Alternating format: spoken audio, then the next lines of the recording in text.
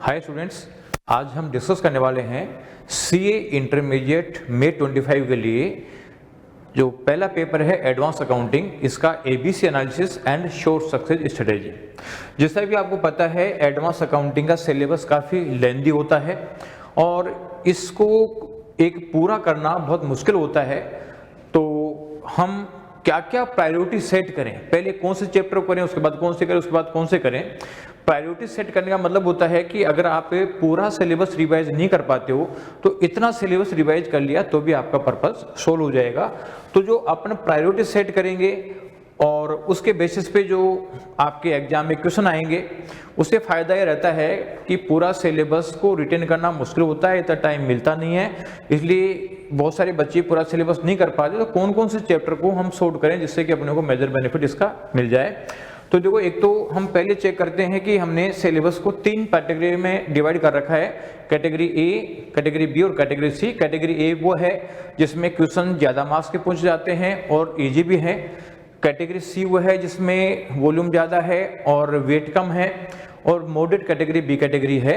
और उसकी एक्यूरेसी के लेवल की बात करूं तो जो जनवरी 25 अटेम्प्ट के लिए हमने एबीसी एनालिसिस डाला था 30 अगस्त 2024 को, और उसमें ये जो वीएसआई का टेलीग्राम चैनल पे लिंक देख रहे हो तो ये हमने डाला था और उसमें हमने बताए थे ए कैटेगरी के चैप्टर में से 83 मार्क्स के क्वेश्चन आएंगे, वास्तव में 97 के आए, बी कैटेगरी में 15 के आएंगे, 8 के आए। तो टोटल ए और बी में 98 के बताए थे और 105 के आए, सी कैटेगरी में 20 के बताए थे, 13 के आए। यानी आप ये मान लो कि ए कैटेगरी में 97 के क्वेश्चन आ गए। मैं ये नहीं कहता कि हर बार 97 आ जाएंगे, लेकिन ये मान लो कि लगभग 80 मार्क्स तो कम से कम आ ही जाएंगे ए कैटेगरी के, और उसमें अच्छा स्कोर कर सकते हो। बी कैटेगरी में मान लीजिए ये है तो लगभग मान लो 90-95 तक के तो ए और बी में से आ ही जाएंगे कम से कम। अब ये कौन कौन से चैप्टर ए कैटेगरी में है, कौन सी बी कैटेगरी में, ये हम देखें तो अपना चैप्टर नंबर 11 है। ये चैप्टर नंबर 11 है प्रिपरेशन ऑफ फाइनेंशियल स्टेटमेंट और कैश फ्लो स्टेटमेंट। दोनों का वेटेज 10 मार्क्स का है, कभी ये आता है कभी ये आता है। चैप्टर नंबर 14 है, ये भी ए कैटेगरी में है, जो रिकंस्ट्रक्शन ऑफ कंपनीज है। चैप्टर नंबर 12 है, बायबैक ऑफ सिक्योरिटीज है। ये तो 3 तो अपने बड़े चैप्टर हो गए। और अब ये जो कुछ अकाउंटिंग स्टैंडर्ड्स हैं जिसमें लगभग 35 मार्क्स के क्वेश्चन आएंगे, जिसमें चैप्टर 4 है, इसमें एएस 1 है आपका, यानी यूनिट 1 है।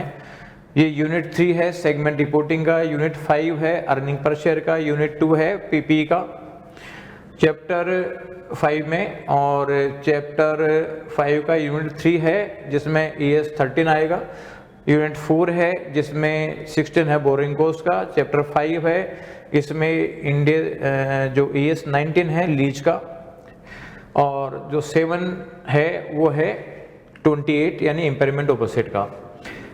चैप्टर 6 में यूनिट 1 है एम्प्लॉयज बेनिफिट का, चैप्टर 7 का यूनिट 3 है वो है फॉरेन एक्सचेंज, और यूनिट 4 है ये है टैक्सेशन ऑन इनकम का। और चैप्टर 8 में एएस 7 है कंस्ट्रक्शन कॉन्ट्रैक्ट, 9 है रेवेन्यू रिकॉग्निशन, चैप्टर 9 में एएस 12 है गवर्नमेंट ग्रांट का, और चैप्टर 13 में अमालगमेशन ऑफ कंपनीज है।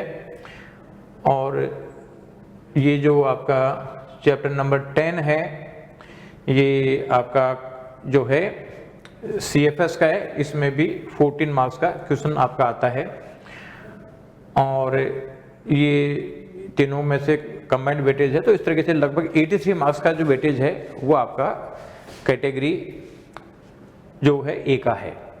इससे ज़्यादा आने की पॉसिबिलिटी, कम आने की पॉसिबिलिटी बहुत कम है। बी कैटेगरी में हम अकाउंटिंग स्टैंडर्ड्स की बात करें तो जैसे ये आपका चैप्टर 2 है फ्रेमवर्क का, चैप्टर 4 है अकाउंटिंग स्टैंडर्ड 18 का, और इसमें 25 इंडियस एएस है इंटरिम फाइनेंशियल रिपोर्टिंग का। चैप्टर 5 में यूनिट 1 में एएस है वैल्यूएशन ऑफ इन्वेंट्री, और 6 में है इंटेंजिबल एसेट का। ये बी कैटेगरी होगी जो अराउंड 15 मार्क्स की है। और सी कैटेगरी जो है इसमें चैप्टर 15 है ब्रांचेज का। और फिर अकाउंटिंग स्टैंडर्ड की बात करें तो ये आपका चैप्टर 1 है इंट्रोडक्शन टू अकाउंटिंग स्टैंडर्ड, 3 है एप्लीकेबिलिटी ऑफ अकाउंटिंग स्टैंडर्ड, 4 है यानी AS24 है डिसकंटिन्यूइंग ऑपरेशन, 6 है आपका जो इसमें यूनिट 2 है AS29 का, 7 है जिसमें यूनिट 1 है contingency and event occurring after report balance sheet date, और इसका जो AS5 है नेट प्रॉफिट और loss for the period, prior period and item and change in accounting policy, ये 20 मार्क्स का है। तो कुल मिला के ये जो चीज़ें आप करोगे तो उससे फायदा मिलेगा, ये आपका PDF मिल जाएगा।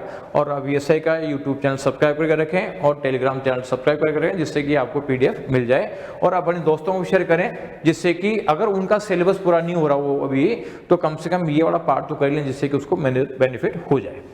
थैंक यू बच्चों।